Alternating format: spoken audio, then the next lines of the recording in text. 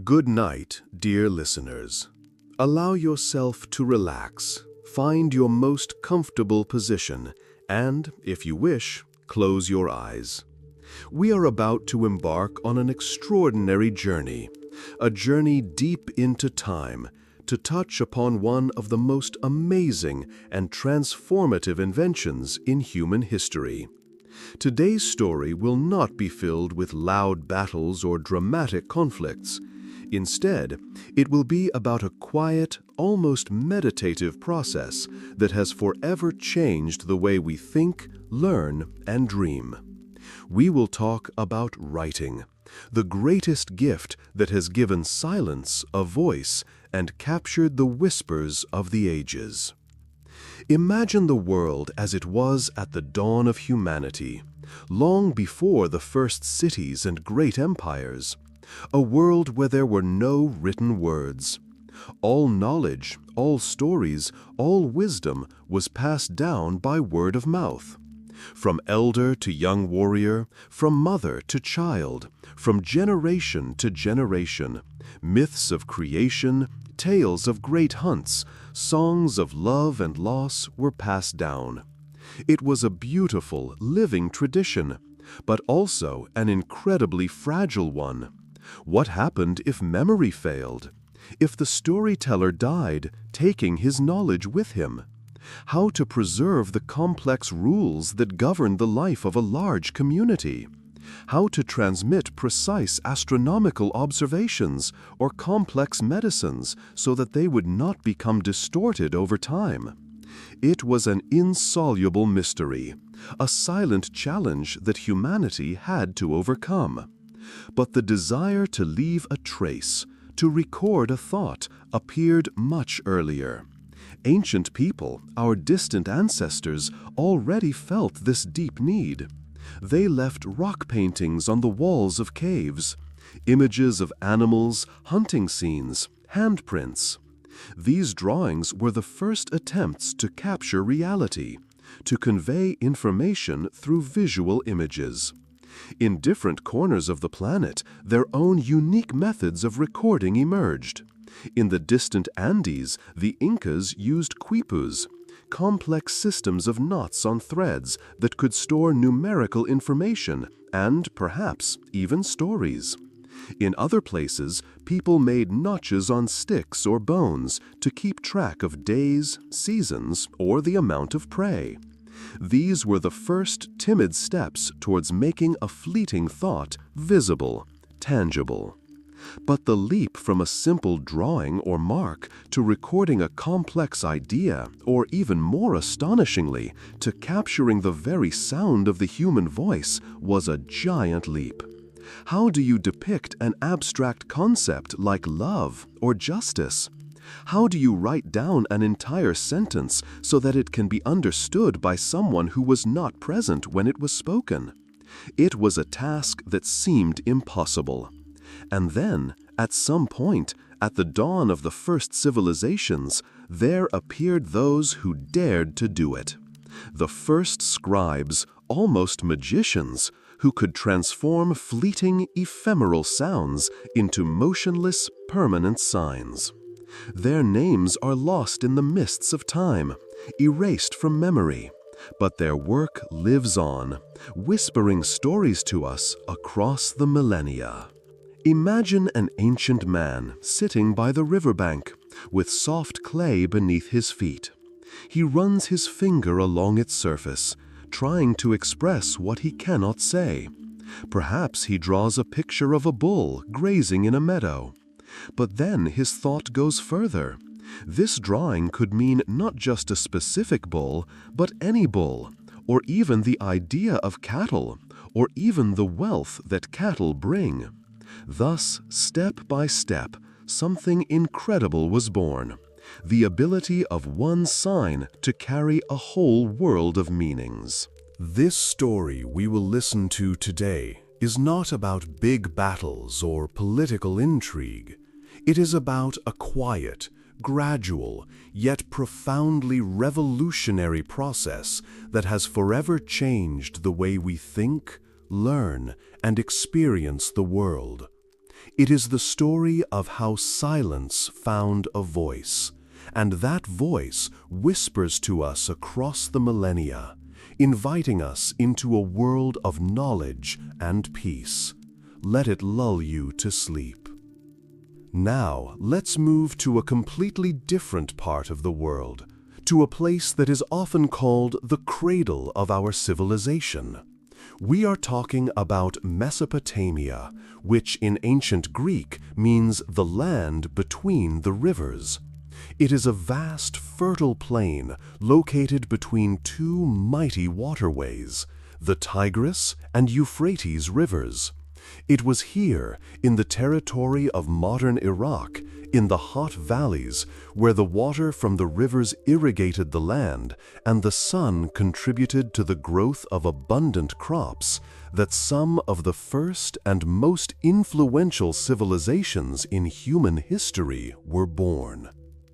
Imagine life as it was about 5,000 years ago in these lands. Agriculture flourished. People learned irrigation, built canals to make the most of the river water.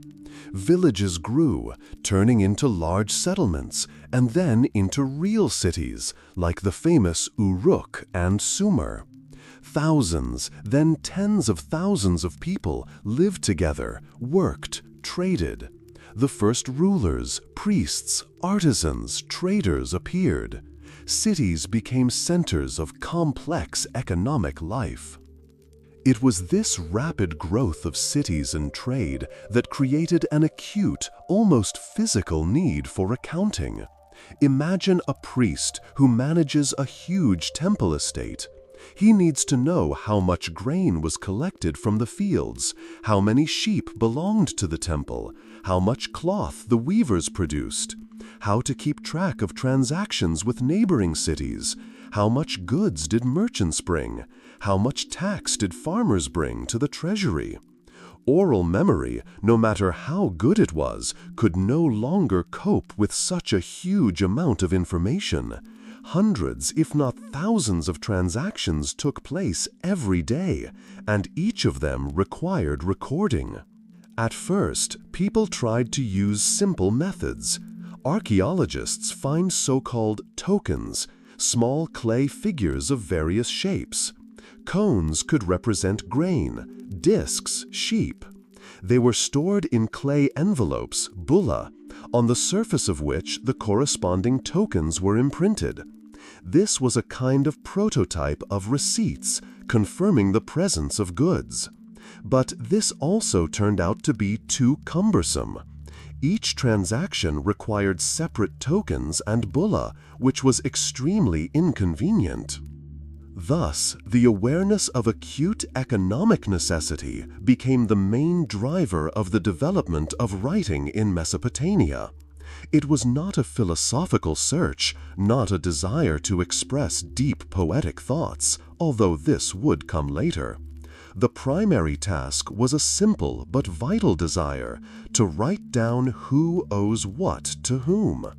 It was a pragmatic need of an organized society that pushed man to create something completely new.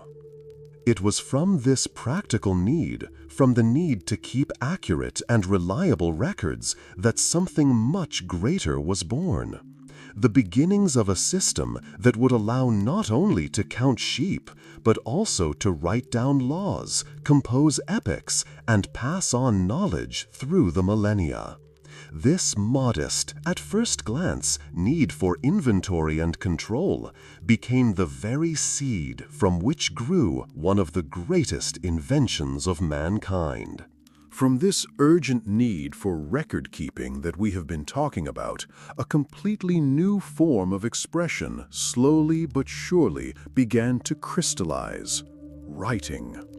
At first, these were pictograms, simple, uncomplicated drawings, symbols. Imagine an ancient Sumerian scribe drawing a bull's head to represent an ox, or an ear of corn to represent a grain. It was intuitive. Each symbol directly depicted the object it represented. This method was good enough for recording specific objects, but it had its limitations. How do you draw love or fear? How do you show fast or slow? Very soon, pictograms began to develop into ideographic signs. This was an important step when a symbol began to denote not only the object itself, but also ideas or concepts associated with it. For example, a drawing of a leg could mean not only leg, but also to go, to stand, or even to bring. The same bull could now symbolize not only an animal, but also cattle in general, or the wealth that this cattle brought. The number of signs necessary to express ideas began to decrease, and their ability to convey meaning began to expand. But drawing detailed images for each word or idea was too slow and cumbersome, especially when speed was needed. So the signs began to be simplified and stylized. Gradually, the drawings lost their figurativeness and turned into more abstract, schematic forms. Imagine how the hand holding the stylus no longer draws the round head of a bull, but leaves only a few quick strokes symbolizing it. It was then, in the process of this simplification, that something revolutionary happened. The Sumerians used clay tablets for writing. Clay was available in abundance along the Tigris and Euphrates rivers, and it was ideal for writing because it stayed soft long enough to be worked on and then hardened, preserving the writing. To make the signs, scribes used pointed sticks called styluses, often made of reed. These styluses left distinctive wedge-shaped impressions in the soft clay, hence the name, cuneiform, from the word for wedge. Picture the process. The scribe would take a small lump of wet clay, shape it into a flat tablet, and then quickly and skillfully, before the clay hardened, he would apply symbols to it by pressing the stylus at an angle. Over time, for even greater convenience, the Sumerians changed the direction of writing, and with it, the rotation of the signs themselves by 90 degrees. Initially, they wrote from top to bottom, and then from left to right. But to avoid smudging fresh inscriptions when the scribe moved his hand over the tablet, they began to write from left to right. At the same time, the symbols themselves seemed to turn on their side, which made their writing faster and more ergonomic. Thus, out of practical necessity and a series of ingenious simplifications, the clay tablet became the first real page, and the wedge-shaped strokes became the first letters, capable of expressing not only specific objects, but also complex ideas and even sounds.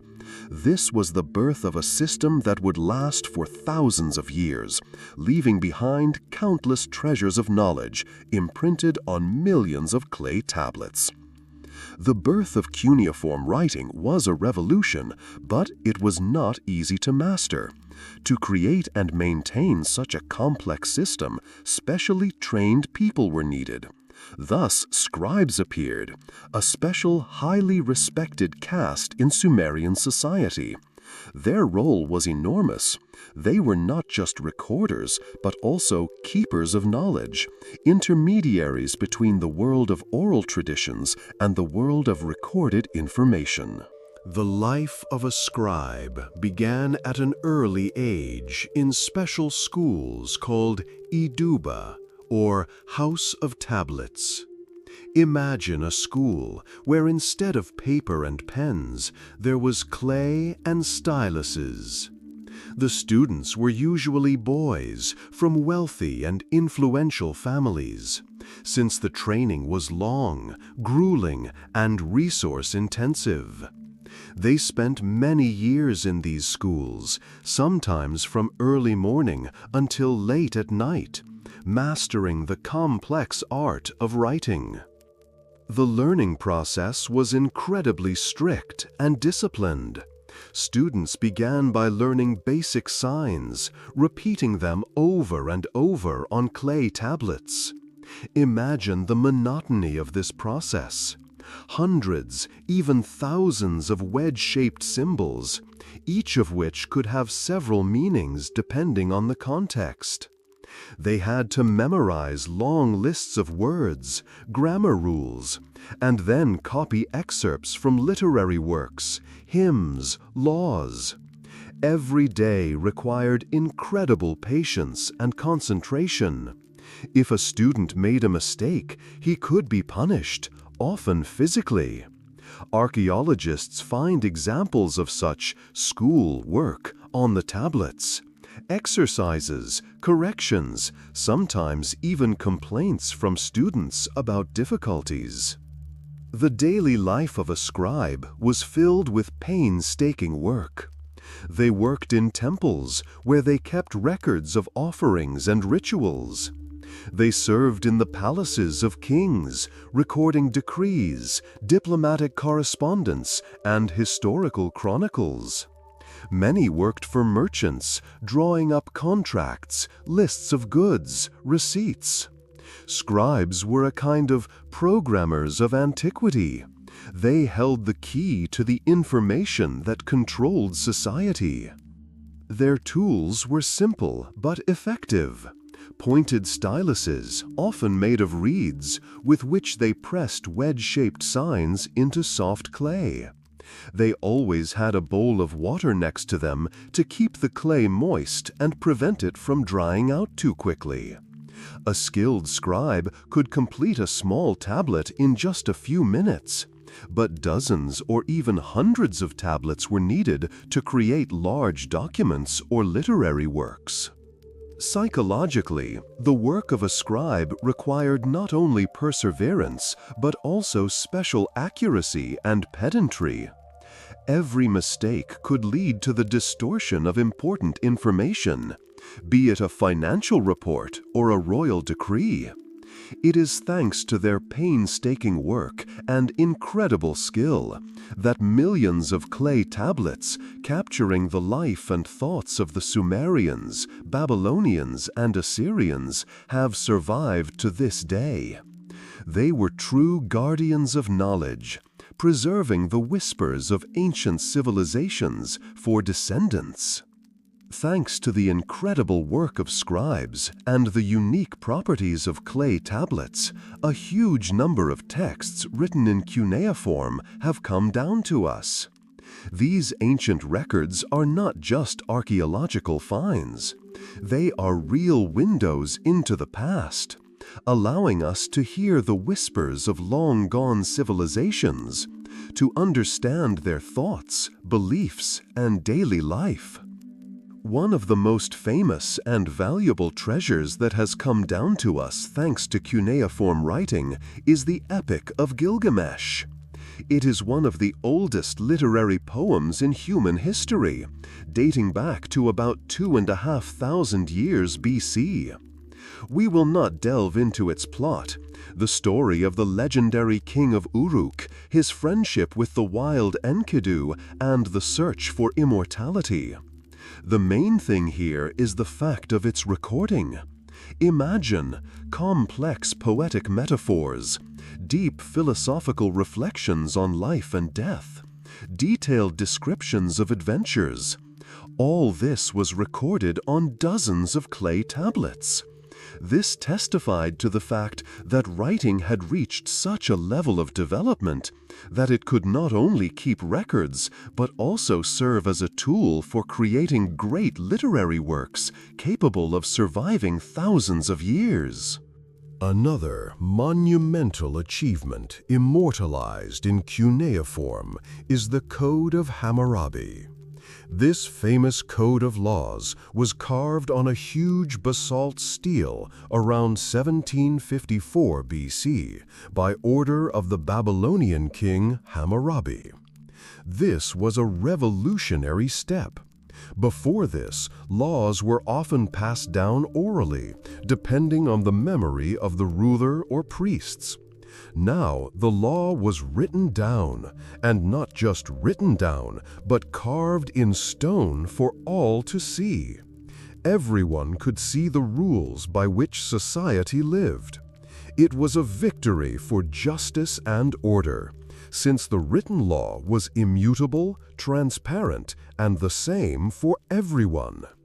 The Stele of Hammurabi is not only a legal document, but also a powerful symbol of the power of writing as a guarantor of stability and law and order. In addition to literary and legal texts, cuneiform was used for a vast array of administrative and economic documents. These were thousands and thousands of clay tablets containing lists of goods, tax reports, sales contracts, debt and credit records, and inventories.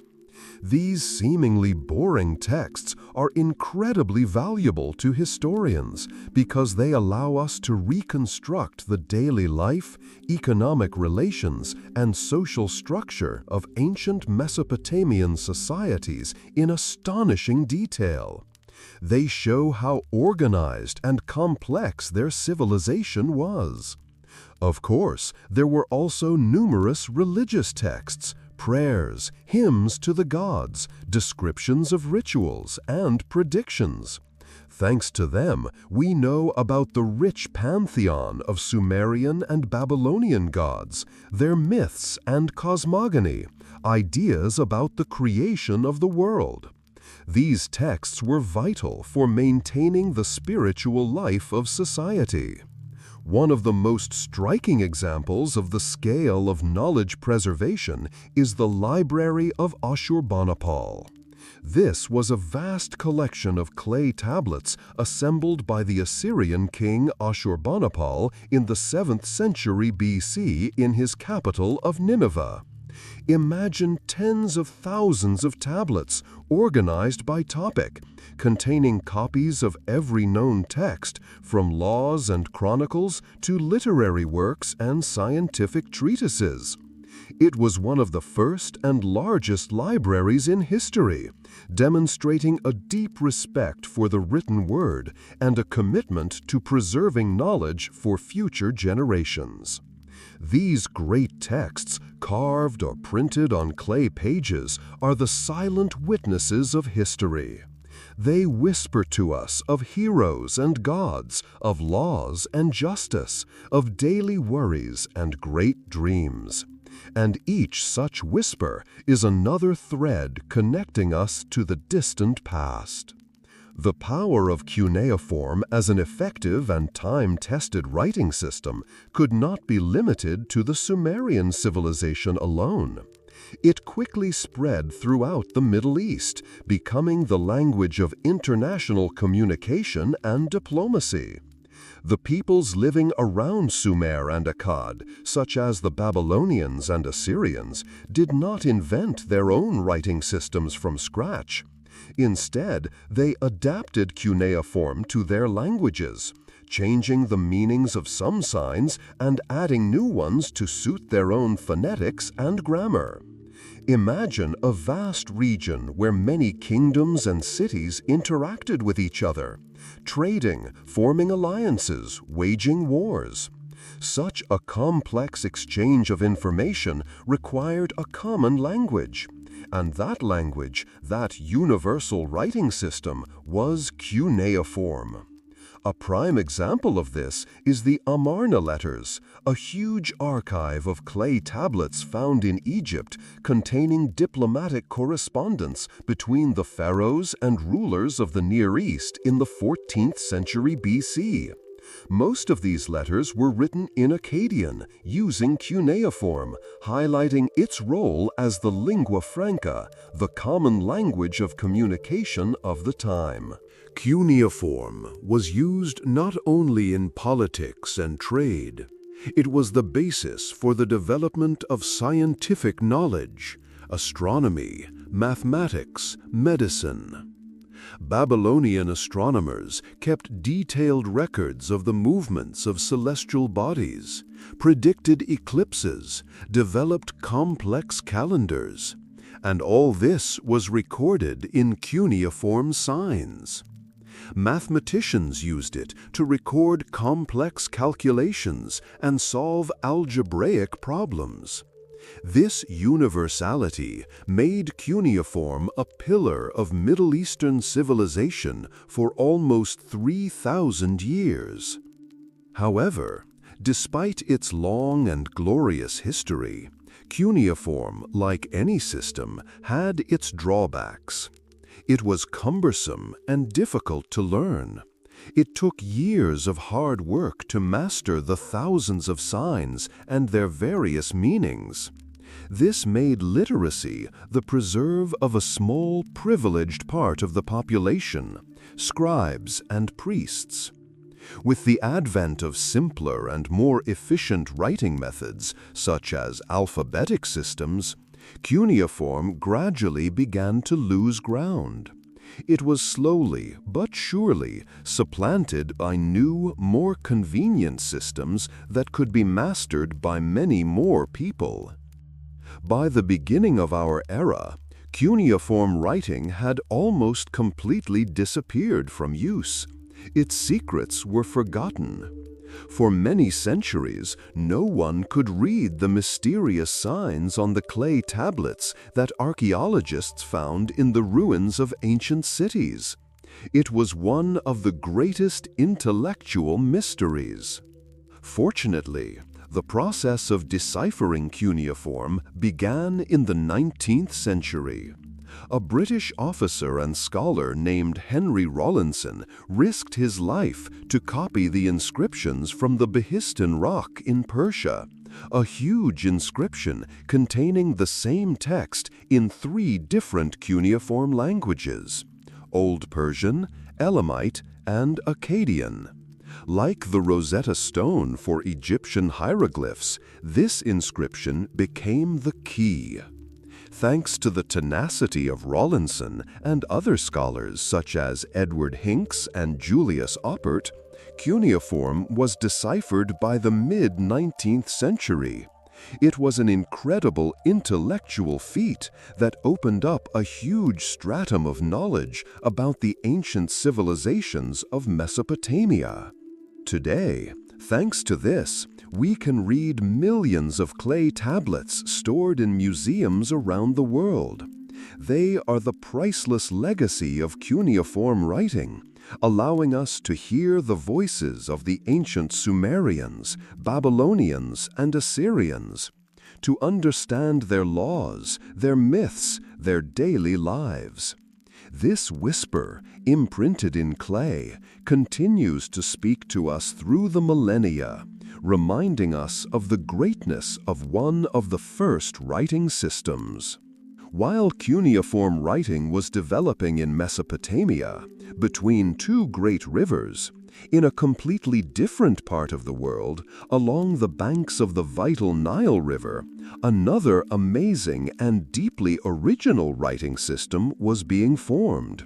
We are talking about ancient Egyptian hieroglyphs.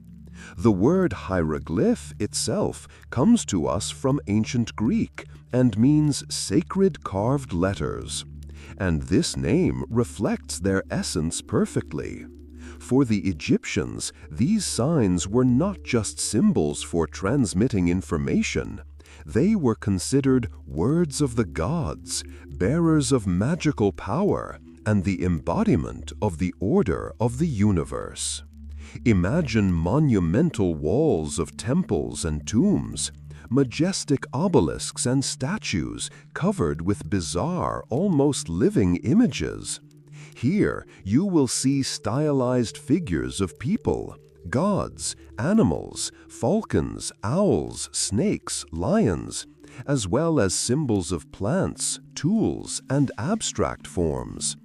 Each such sign was not only an element of text, but also a work of art, executed with incredible precision and sense of proportion.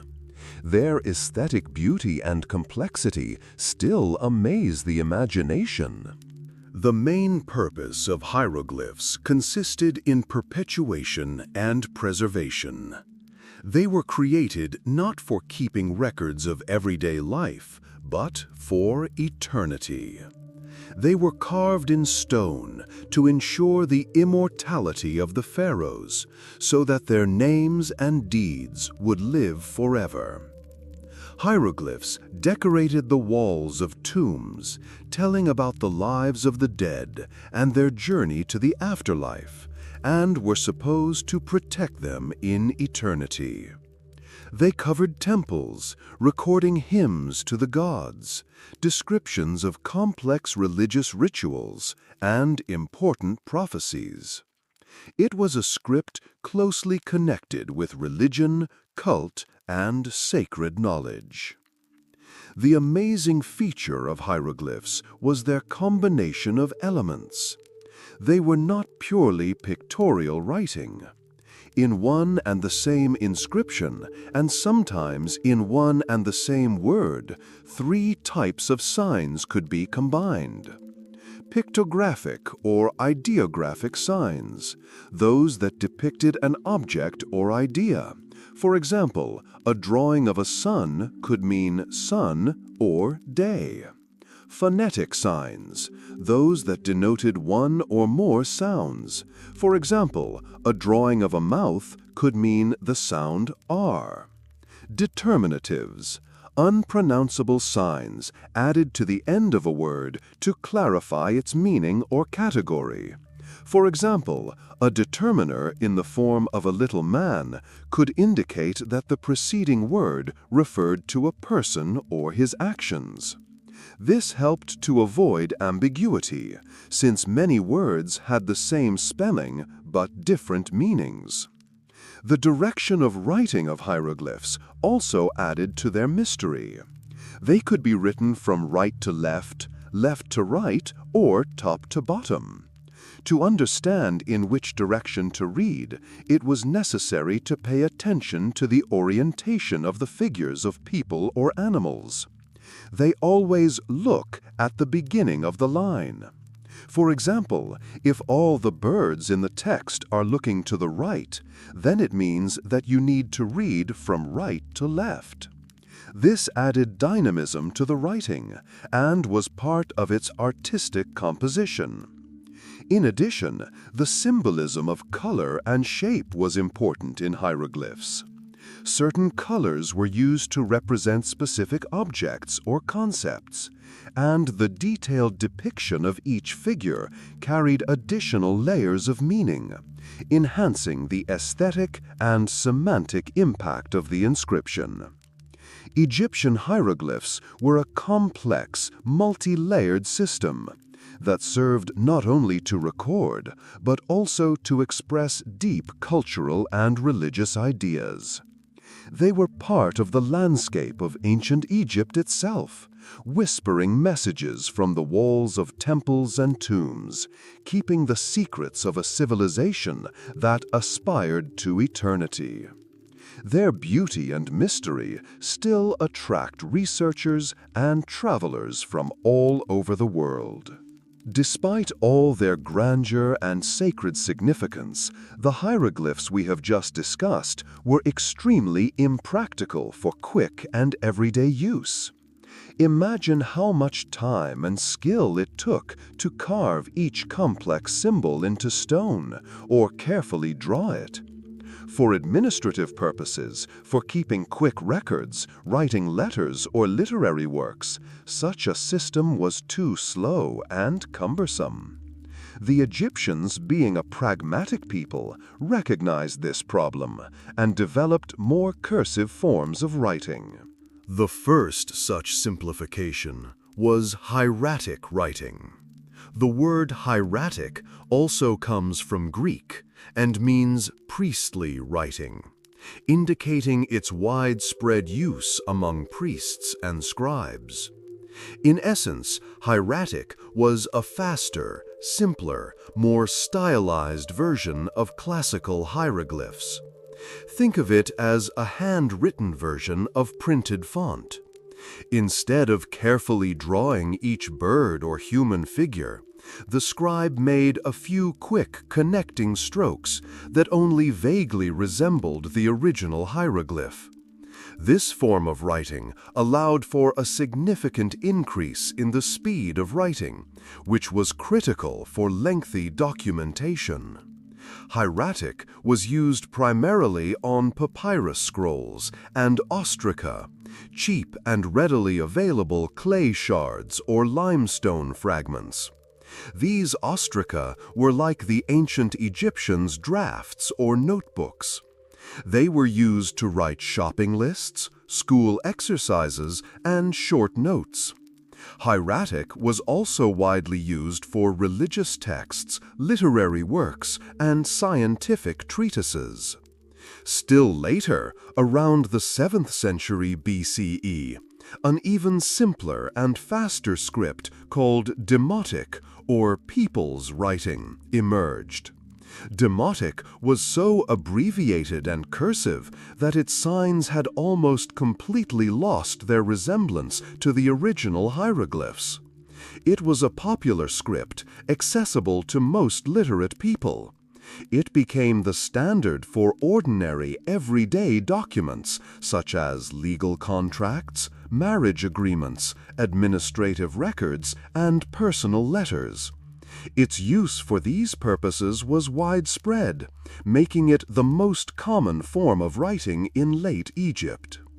A comparison of these three systems, hieroglyphs, hieratic, and demotic, clearly demonstrates the evolution of Egyptian writing from monumentality to practicality. Hieroglyphs were reserved for majestic, sacred texts carved on stone. Hieratic served for more formal, but not stone, records. And demotic became the writing of the people, for quick, everyday communication. This step-by-step system allowed the Egyptian civilization to satisfy a wide variety of needs for recording information, from eternal inscriptions to momentary notes. Despite external differences, all these forms of writing were closely related and represented different levels of stylization of the same basic system. Egyptian scribes, whether they were carving hieroglyphs on stone or writing quickly in hieratic and demotic, needed a suitable material. And here, nature presented them with an amazing gift: the papyrus plant. Imagine the vast, dense thickets of this tall, slender plant that grew in abundance on the marshy banks and in the backwaters of the great Nile River. In appearance, papyrus resembled a tall reed, sometimes reaching up to 5 meters in height, with a thick, triangular stem. From the stems of this plant, the Egyptians learned to make a material that can safely be called the most ancient analog of our paper. The process of making papyrus was quite labor-intensive, but the result was worth the effort. First, the papyrus stems were collected and cleaned of the outer shell. Then, the soft core was cut into thin, long strips. These strips were laid on a flat surface, overlapping, forming the first layer. A second layer of strips was placed on top of it, but perpendicular to the first.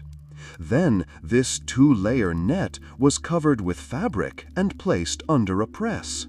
Moisture from the plant, protruding, glued the fibers together without adding any glue.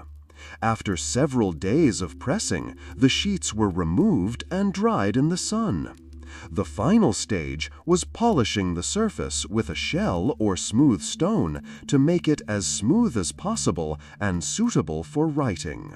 The remarkably light and flexible compared to the bulky and heavy clay tablets of Mesopotamia. This was a huge advantage. Scribes no longer had to carry around kilograms of clay.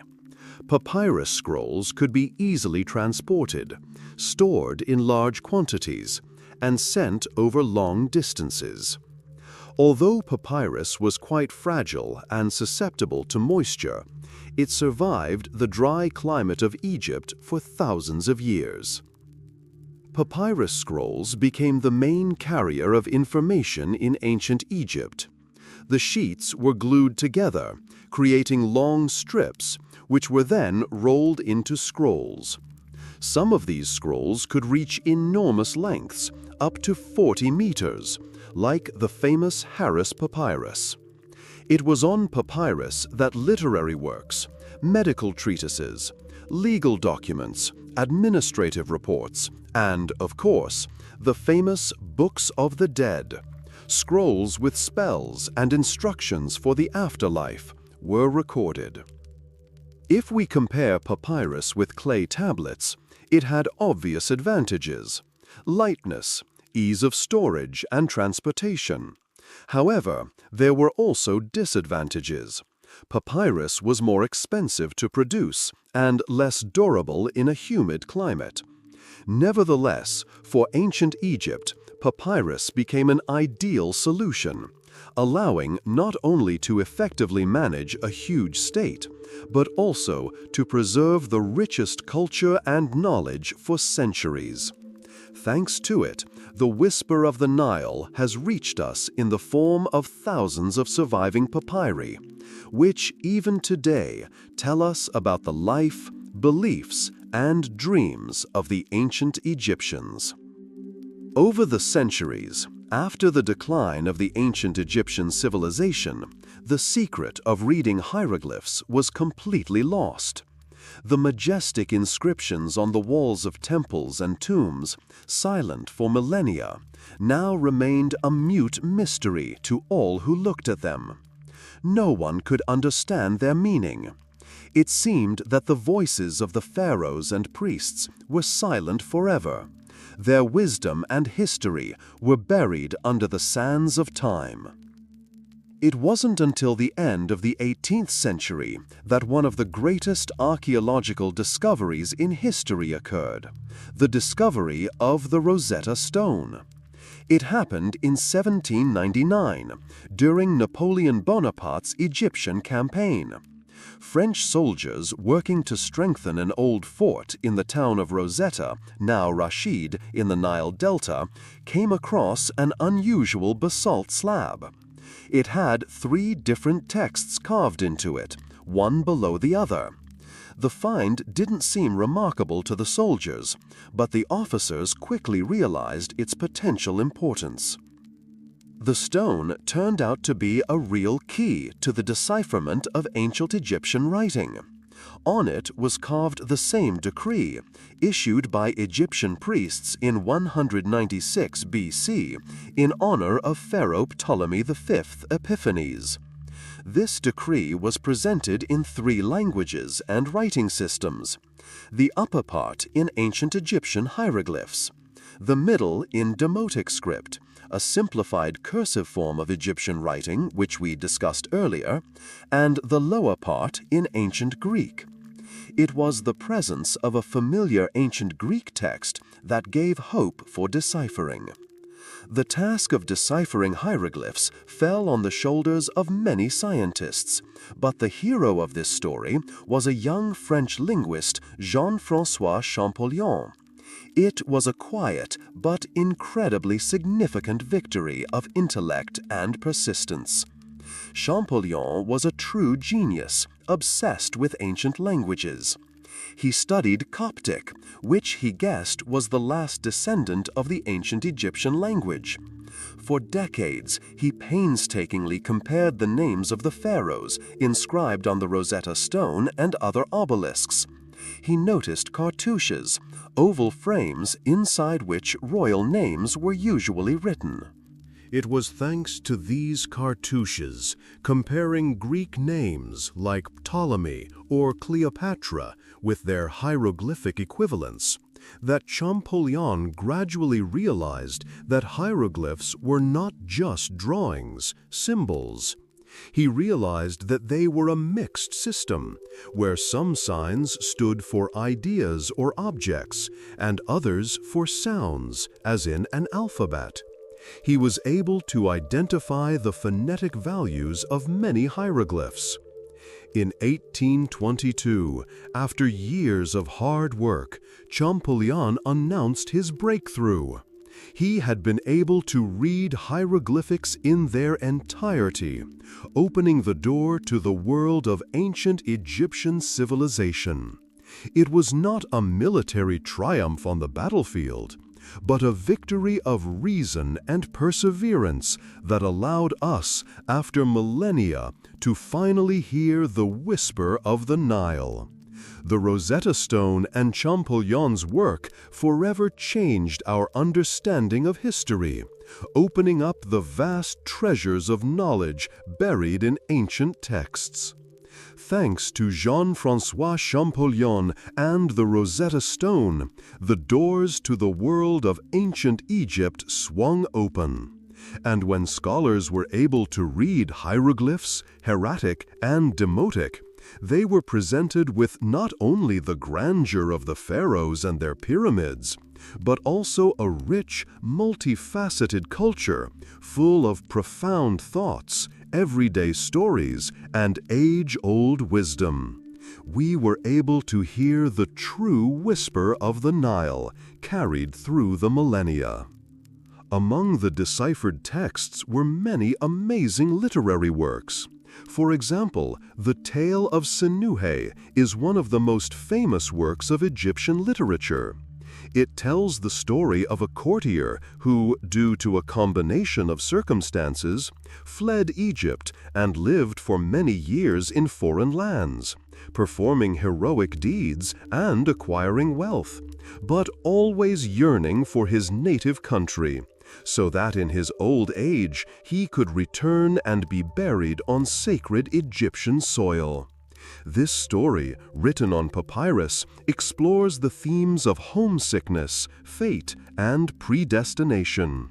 Other famous works include The Shipwrecked Man, an adventure story about a sailor who finds himself on an island with a serpent, and The Teachings of Ptahhotep, a collection of instructions from a wise vizier to his son.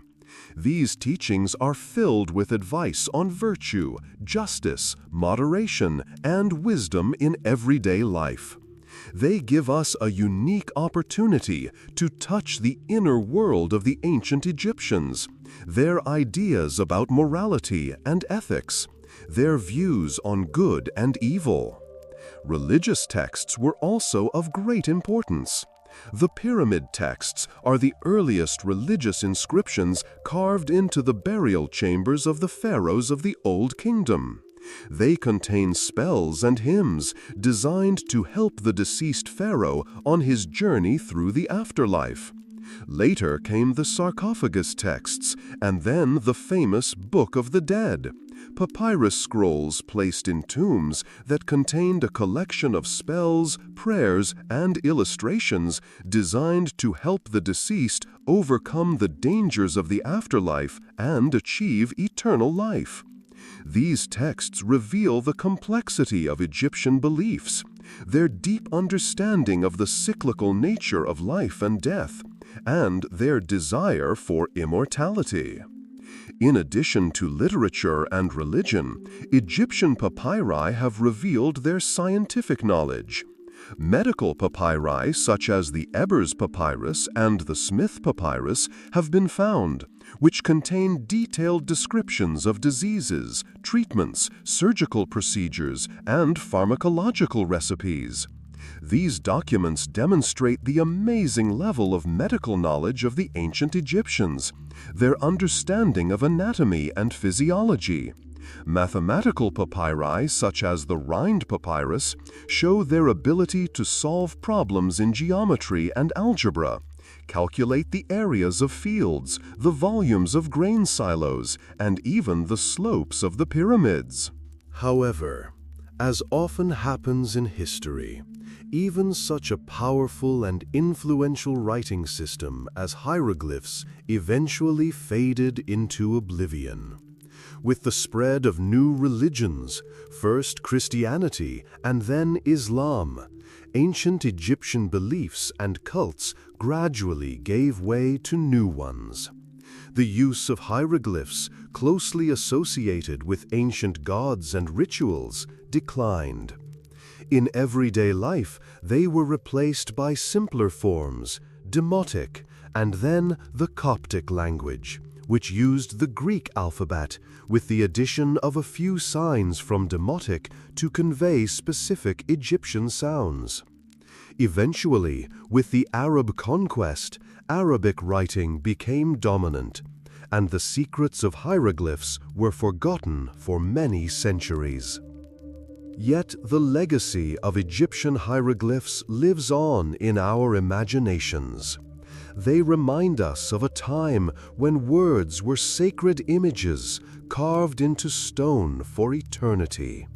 These whispers of the Nile, now understood by us, continue to tell stories of a great civilization whose thoughts and dreams were captured in signs and passed down through the millennia to lull us to sleep with their ancient wisdom.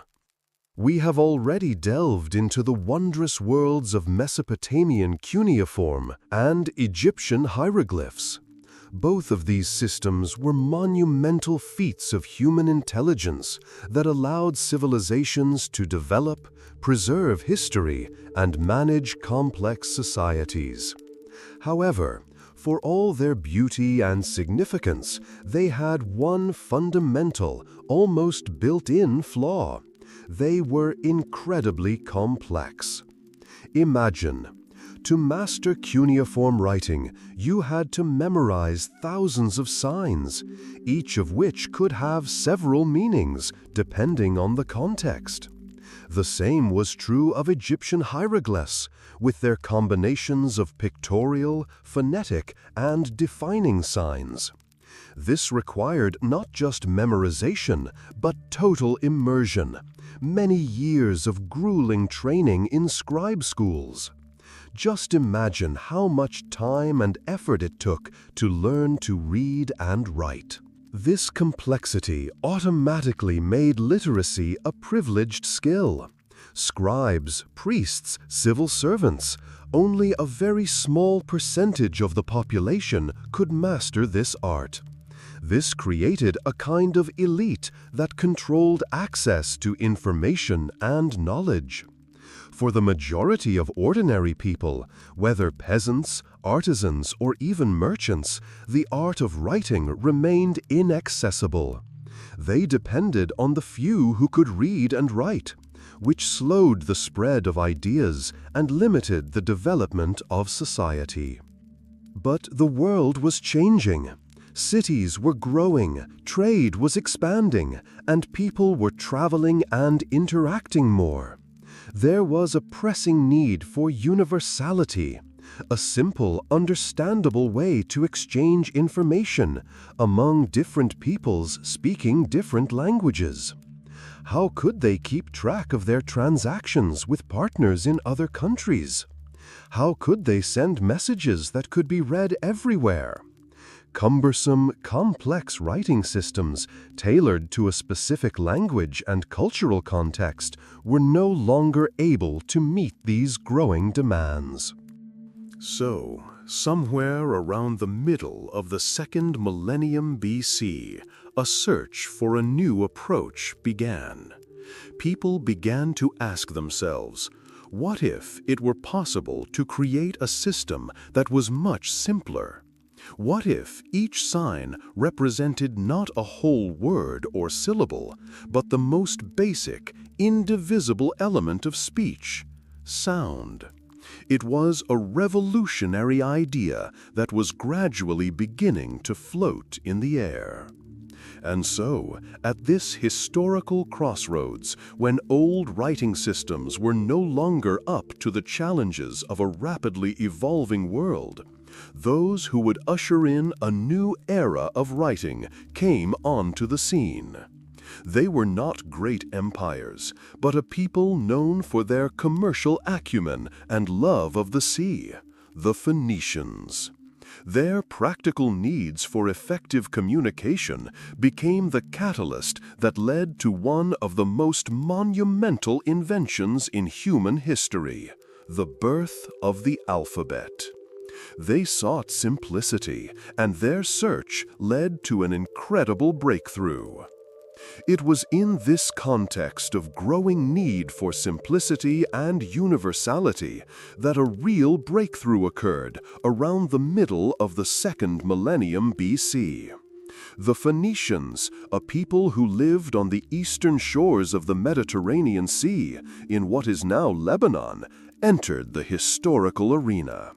They did not build huge empires like the Egyptians or Mesopotamians, and they did not create monumental temples. Their true passion and calling was trade and navigation. Phoenician ships plied the entire Mediterranean, reaching the farthest corners, from Cyprus to Spain, carrying valuable goods, cedar wood, purple dye, glass. It was precisely this dynamic way of life that required the constant and rapid exchange of information. Imagine, it was necessary to record transactions, send messages about the prices of goods, correspond with partners in distant ports. For this, cumbersome and complex writing systems, such as cuneiform or hieroglyphics, were completely unsuitable. They were too slow, too labor-intensive for the fast-paced world of trade. And so the Phoenicians, interacting with different cultures and their writing systems, especially Egyptian hieroglyphs and the earlier Proto-Sinaitic inscriptions found in Sinai, began to experiment. They were looking for a way to write words that would be as simple and effective as possible. And at some point, they made a brilliant discovery that would forever change the course of writing. What if each sign represented not a whole word, not a syllable, but just one basic sound of human speech? This is how the idea of an alphabet based on the phonetic principle was born. The Phoenicians abandoned thousands of complex symbols. Instead, they created a system consisting of only 22 signs. Each of these signs represented a consonant sound. For example, the symbol that looked like a bull's head, which later became the letter A in our alphabet, originally represented not a bull, but the sound aleph, a guttural sound. This was an incredible simplification. Imagine how much easier and faster it was to learn just 22 signs compared to hundreds or thousands. Meaning of the Phoenician alphabet cannot be overestimated. It was a real breakthrough because it made writing accessible to everyone, not just a closed circle of scribes. Now there was no need to spend years on training. Any merchant, any sailor, any craftsman could learn to read and write relatively quickly, which radically changed their daily life and business. It was a real democratization of knowledge and information. Trade became more efficient, management became more transparent, and information was distributed and assimilated faster.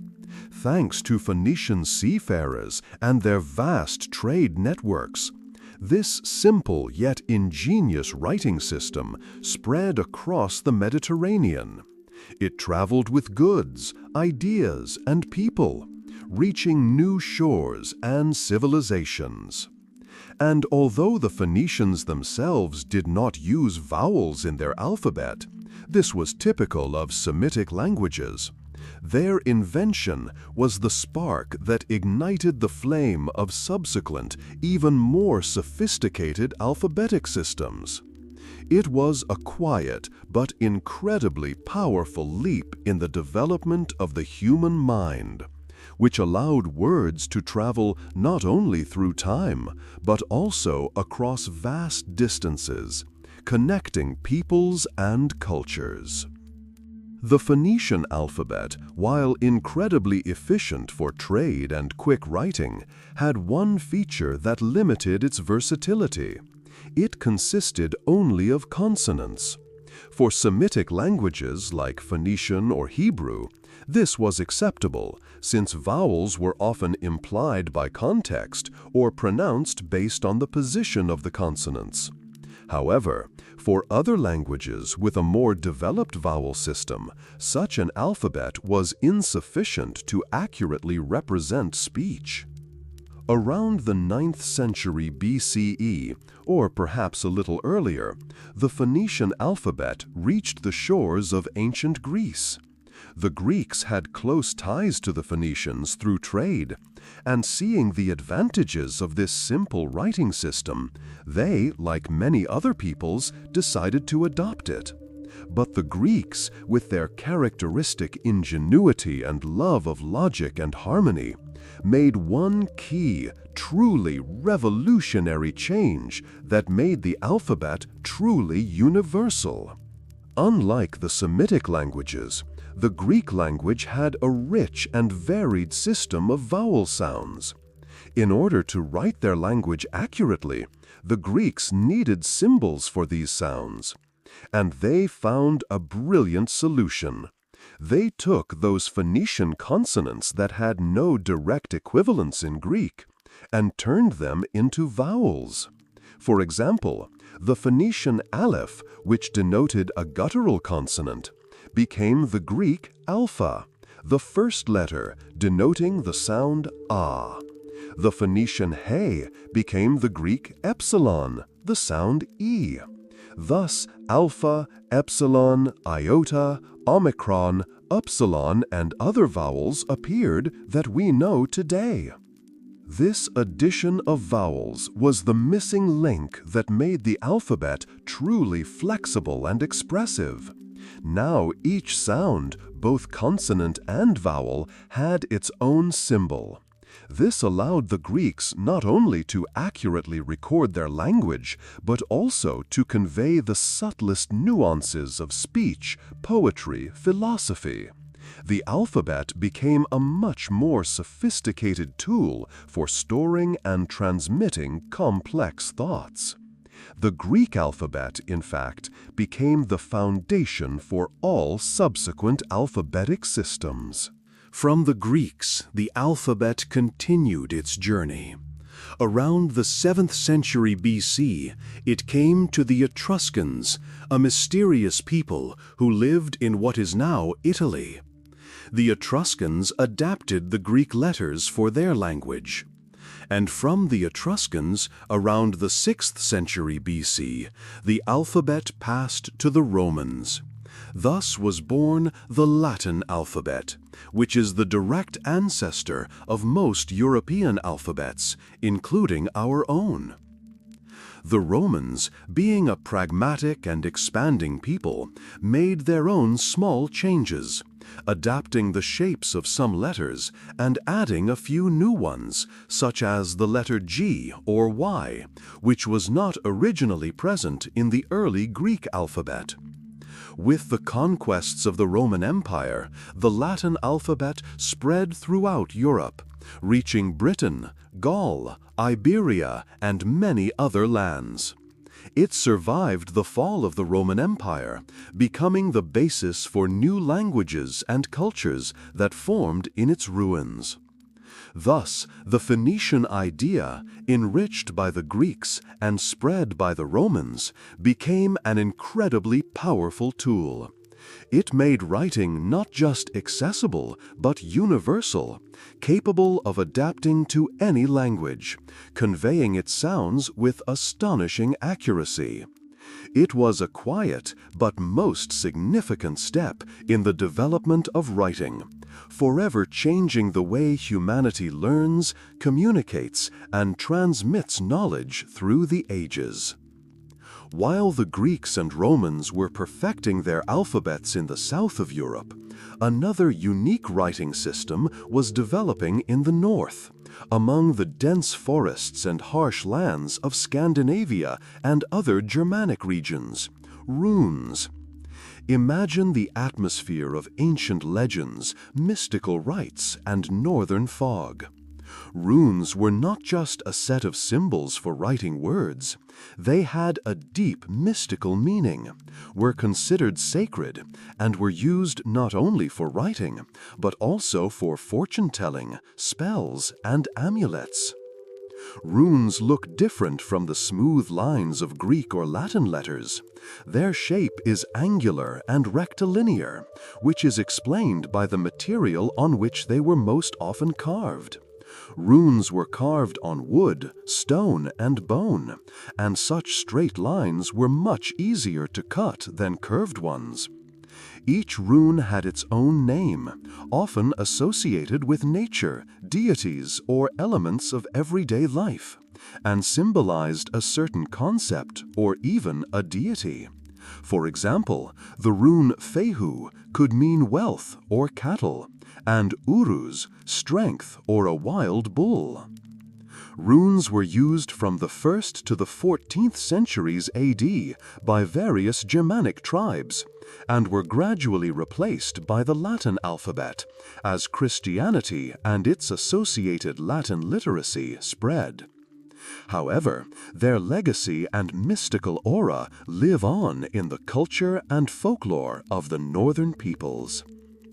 The history of the invention of writing, as we see, is a grand journey of the alphabet.